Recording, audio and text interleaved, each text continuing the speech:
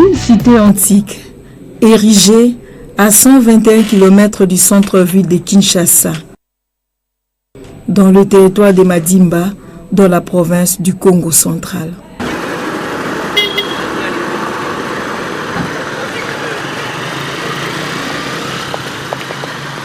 Kisantu, une très grande agglomération avec des infrastructures de base valorisées par des missionnaires catholiques.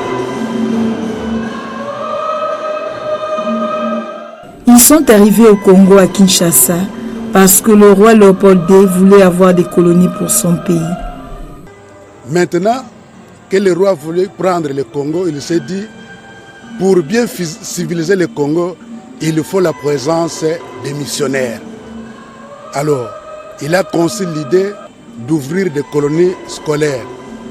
Il fallait envoyer les missionnaires et il est entré en contact avec les missionnaires par le canal du Vatican. Et parmi les missionnaires, il a voulu d'abord que ce soit les missionnaires jésuites. Les premiers missionnaires, les premiers supérieurs de la mission, c'était le père Emile Van Extoven. Ils sont arrivés et la colonie scolaire était construite à Kinshasa, actuellement, qu'on appelait Kibangu. Kibangu se trouvait dans Massina, Petro-Congo, dans le quartier Mapela. C'est là où il y avait la colonie scolaire qui était construite pour les jésuites. Et le père était accueilli par le commissaire du district Paul Costermans. Et il a été installé le 1er juin 1893 à Kibangu. Mais ils ont constaté qu'à Kibangu, il y avait beaucoup de moustiques et de chics. Ainsi, les pères ont cherché à changer d'endroit.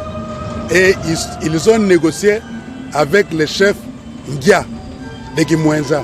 Ils sont allés s'installer à Kimwenza le 27 juillet 1893. Quelque temps après leur arrivée dans le quartier de Kimwenza, le père Emile Van Stoven dit qu'il faut aller à Kisantu pour évangéliser. Un choix mérité du poste de Kisantu. Par de Kimwenza, le 10 novembre 1893, le père Emile Van Extoven a quitté Kimwenza pour venir ici. Et il est arrivé ici le 15 novembre 1893 en compagnie du commissaire du district Costermans. Et c'est ce jour-là qu'il a fondé le poste de Kisantu. D'abord, le choix de Kisantu, ce qui fait que le père, quand ils étaient à Kimwenza, eh bien, les chemins de fer venaient d'arriver ici à Nkisi. Alors, ils se sont dit, comme ils étaient à Kimwenza, c'est mieux d'avoir un poste à Kisantu pour qu'à partir de Kisantu, on puisse entrer à l'intérieur. Parce que dans l'ancien temps, pour aller dans le Bandundu, on partait par cette route. On passait par Lemfo, Kimvula et on arrivait à Popokabak. C'est après, c'est avec Mafutegezola qu'on a ouvert la route qui passe par le plateau. Mais auparavant, cette route partait jusqu'à même au Katanga.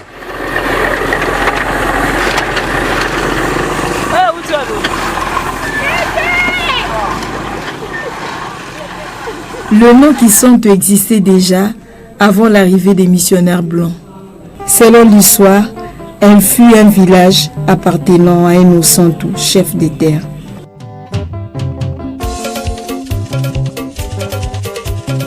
Le mot de Kisantu, ça revient parce qu'il y avait un chef coutumier qui s'appelait Nassantu.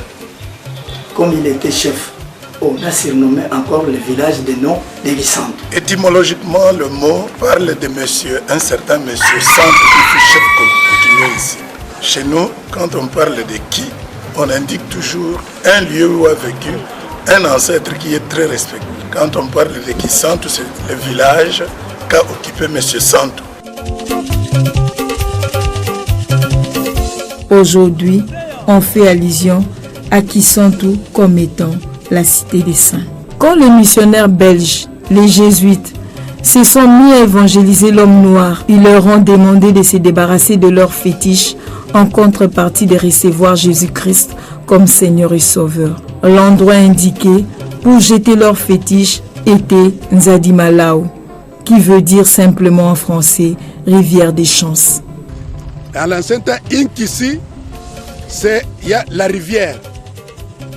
Alors cette rivière, là où il est venu, on l'appelait Nzadi Malao. Donc c'est une rivière de chance. Au 15e siècle, quand les premiers missionnaires étaient venus, on raconte que les fétiches qu'ils ramassaient, ils les jetaient dans la rivière.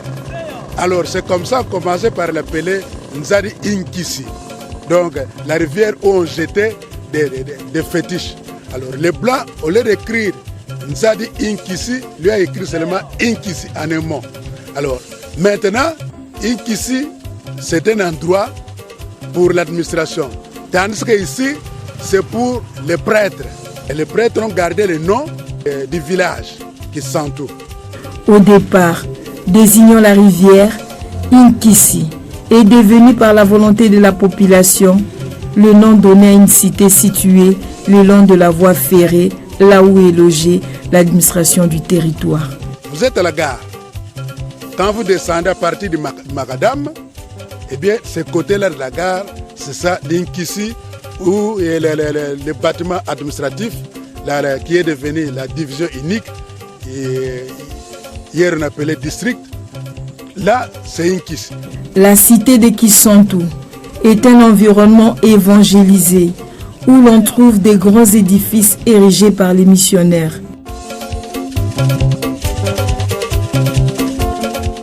Kisantu d'abord a donné ce que nous appelons au niveau de l'église le premier évêque de la République démocratique du Congo. C'est l'évêque de Kisantu, Monseigneur Pierre Kimbondo. C'est lui le premier évêque de la République démocratique du Congo. Kisantu, un milieu intellectuel, l'université Lovanium a vu ses débuts dans cette agglomération. Quand on parle de l'université Lovanium, eh bien l'université a commencé ici avec la Fomilac qui a été ouverte en 1926. Et les pères ont transformé, c'était devenu même un centre universitaire. Et en 1954, eh bien, on a transféré parce qu'il fallait mettre l'université à Kinshasa, à la capitale, où facilement on pouvait avoir l'apport des enseignants. Donc l'université est partie de Kisantu. Kisantu, un site touristique avec le jardin botanique, c'est l'œuvre du frère Gilet. C'est que quand le père était arrivé ici à Kisantu, il y avait un frère qu'on appelait le frère Gilet. Alors le frère a commencé à faire un jardin sur la rivière Nyanga ici, les bas-fonds de Nyanga. Eh bien, le gouvernement a voulu créer un jardin ici. Et il a demandé au père de lui céder un membre. Et on lui a cédé le frère Gilet. Et c'est lui, le fondateur au fait, du jardin. On l'appelait d'ailleurs jardin Gilet. Il importait des plantes. Le Mont Calvaire, lieu de pèlerinage pour les chrétiens catholiques. En souvenir de la passion de Jésus-Christ, eh bien, on a fait des stations du jardin pour que les chrétiens puissent y faire le chemin de la croix. Ce qui fait que chaque année, le quatrième dimanche du temps de carême, toutes les paroisses, tous les chrétiens ici vont au jardin où l'évêque célèbre la messe et ils font le pèlerinage. Donc c'est devenu même un lieu de pèlerinage pendant la période de carême. Ainsi que la cathédrale Notre-Dame des Sept Douleurs.